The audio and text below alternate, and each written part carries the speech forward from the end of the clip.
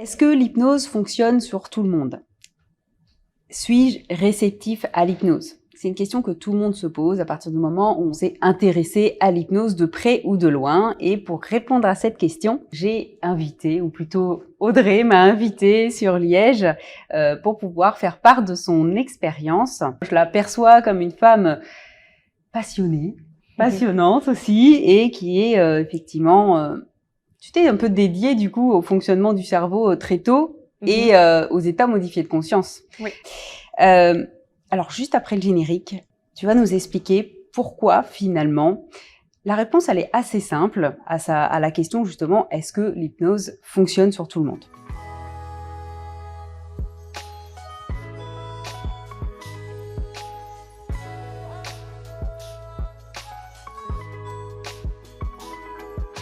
Salut, c'est Julie Robillard, bienvenue sur la chaîne Sérénité Active, bienvenue dans ce nouvel épisode et bienvenue sur la chaîne consacrée au plaisir de vivre. Si tu es nouveau ici, n'hésite pas à t'abonner pour pouvoir découvrir mes tutos, mes infos, mes expériences pour t'aider à vivre serein et actif à la fois. Audrey, tu vas pouvoir répondre à la question: est-ce que tout le monde est réceptif à l'hypnose et est-ce que finalement l'hypnose peut être utilisée par tout le monde? Et Audrey, je vais te demander de te présenter avant de pouvoir répondre à cette question. Donc, je m'appelle Audrey Van Oudenhuis et je suis neuropsychologue, je suis PhD en sciences médicales et je travaille comme scientifique et clinicienne au Centre interdisciplinaire d'algologie du CHU de Liège. Et en même temps, en parallèle, je dirige une équipe, le Sensation and Perception Research Group du Giga Consciousness à l'Université de Liège. Je suis ravie que ce soit toi qui l'aies prononcé, vu mon niveau d'anglais. Comment t'en es arrivée justement à t'intéresser aux états modifiés de conscience? Je crois que tu as travaillé au départ sur le coma. Hein. Oui, exactement. Donc en fait, le début de ma carrière de chercheuse, c'était ma thèse de doctorat. J'ai travaillé au Coma Science Group, qui à l'époque était dirigé par Stephen Lorès et maintenant par Olivia Gospri et Aurore Thibault. Et l'objectif de mon travail de thèse, c'était de développer en imagerie par résonance magnétique fonctionnelle un outil pour détecter la conscience via l'observation du fonctionnement cérébral de patients qui avaient eu un traumatisme cérébral grave. Donc détecter la conscience en regardant comment le cerveau fonctionne, mais également en développant des outils au chevet du patient pour voir si on pouvait détecter des signes de conscience. J'ai eu la chance d'être formée à l'hypnose par l'école du professeur Fémonville et professeur Nissen. Et depuis 2013, j'ai intégré l'équipe du professeur Fémonville, qui a été maintenant reprise par le professeur Bonhomme, pour travailler comme scientifique et clinicienne au centre d'algologie, centre interdisciplinaire d'algologie, et donc travailler avec des patients qui ont des douleurs chroniques, des patients en oncologie, et développer des projets de recherche cliniques et fondamentaux.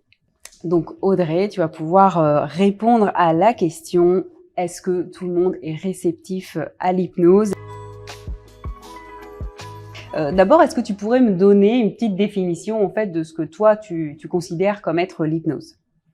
Donc, dans les définitions formelles, il y en a plusieurs, mais globalement, l'hypnose, c'est un état de conscience modifié ou un état de conscience non ordinaire, au cours duquel la conscience de soi et la conscience de l'environnement de la personne vont être modifiées. Donc, on observe une diminution de la conscience de l'environnement, on perçoit moins les choses qui nous entourent, et c'est caractérisé par cette capacité à répondre à des suggestions qui sont données par le professionnel qui va utiliser l'hypnose. Alors, ce qui est vraiment important de comprendre par rapport à l'hypnose, c'est que c'est un talent inné. Tous les êtres humains sont capables d'entrer dans un processus hypnotique avec des sensibilités différentes. Donc, il y a des gens, on va les appeler les virtuoses de l'hypnose, ou dans notre jargon scientifique, des hautement hypnotisables, qui vont vivre une expérience très profonde, très riche, très rapide aussi, avec beaucoup de richesse sensorielle, de modification des perceptions, ou de visualisation aussi. Et puis, on a la majorité de la population, on est moyennement hypnotisable, ou on vit une expérience de conscience différente. C'est pas comme quand on est éveillé et en train de faire des choses activement, mais peut-être avec moins de richesse sensorielle. Mais néanmoins, on vit une expérience de conscience différente qu'en état de conscience ordinaire. Et tu dirais du coup que c'est des niveaux d'intensité du coup différentes ou finalement je parlerais plutôt d'un vécu différent. D'accord. Parce qu'on doit différencier la profondeur de l'hypnose, la sensibilité à l'hypnose. Donc, entre des personnes qui sont très sensibles et des personnes moins sensibles, les virtuoses et les apprentis de l'hypnose, on voit que c'est vraiment le vécu subjectif qui est différent. On se rend compte aussi que l'expérience en hypnose va être différente même pendant une journée, et selon nos émotions, notre humeur, selon le contexte. Une hypnose en laboratoire de recherche n'est pas la même chose qu'une hypnose dans un bureau avec le psychologue avec qui on est habitué de travailler.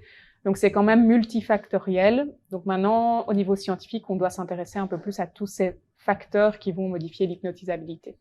Selon toi, est-ce qu'il y a aussi une question un peu de motivation ou de volonté, comme on peut l'appeler? Est-ce que finalement, une personne, pour qu'elle soit hypnotisable, elle doit le décider? C'est évident qu'il faut la motivation de la personne ou du patient. Parce que vouloir faire de l'hypnose à quelqu'un qui n'est pas intéressé par l'hypnose, déjà éthiquement, ça pose question, quel est l'intérêt? Et quand on s'intéresse aux mécanismes de l'hypnose, on parle d'un modèle biopsychosocial pour vraiment mettre en évidence que l'expérience en hypnose, elle est complexe. Donc il n'y a pas un élément qui va définir une signature de l'hypnose. Donc, quand finalement on dit l'hypnotiseur ou l'hypnothérapeute peut prendre le contrôle finalement de notre cerveau, logiquement non. En fait, c'est pas tout à fait faux, dans le sens où on va utiliser une vérité, mais alors on en fait un show. Donc, les hypnoses de spectacle peuvent être vraies, mais les seules personnes qui peuvent vous attester que c'était réel, ce sont les personnes qui ont été sur scène, qui ont vécu l'expérience. Les hypnotiseurs de spectacle, ce sont des gens qui ont un talent en hypnose et qui l'ont dédié à faire du show. Donc, ça doit être spectaculaire. La réalité, c'est qu'en état d'hypnose, nos capacités de jugement et d'analyse sont différentes. Donc, on peut, en effet, on ne va pas analyser les informations comme quand on les analyse en état de conscience ordinaire. Et c'est ce qui en fait la richesse, c'est que nous, en tant que thérapeute, on va pouvoir utiliser des suggestions pour modifier la perception du patient, la croyance du patient, selon l'objectif visé avec le patient. Donc, on peut parler d'une forme de manipulation, mais ça doit être fait dans un cadre très éthique, avec des objectifs décidés avec les patients.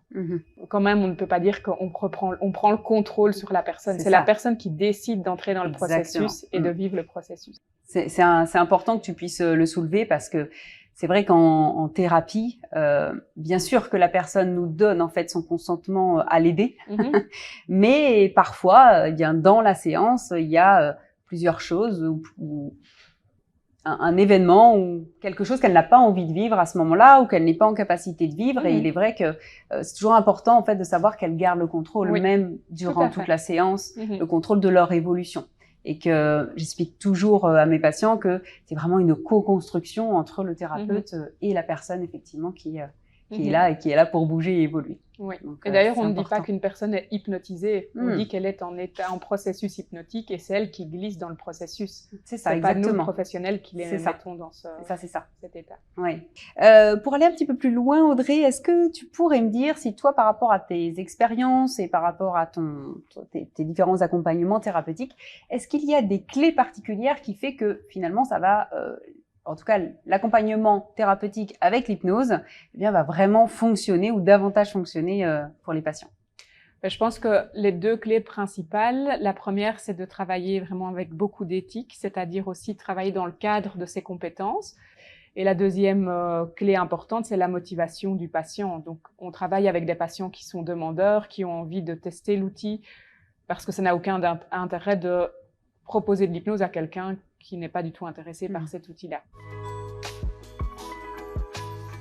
Merci Audrey pour cet échange précieux. J'espère que c'est plus clair pour tout le monde. Et oui, l'hypnose peut servir à tout le monde et tout le monde est hypnotisable, à condition de le vouloir et à condition de se faire confiance, de s'autoriser à se faire confiance et puis surtout à être accompagné par un thérapeute éthique. C'est ce qu'on a vu ensemble. J'espère que cette vidéo vous a plu. Si vous voulez en savoir plus sur l'hypnose, sur les modifications cérébrales en état d'hypnose, vous pouvez retrouver Audrey dans une prochaine vidéo que je vous mets là ou là, on verra. Et si vous avez envie d'avoir plus de vidéos, d'en connaître plus sur comment être serein et actif à la fois, vous pouvez vous abonner à la chaîne, liker si vous avez aimé cette vidéo. En tout cas, je vous retrouve très vite dans une nouvelle vidéo. Ciao!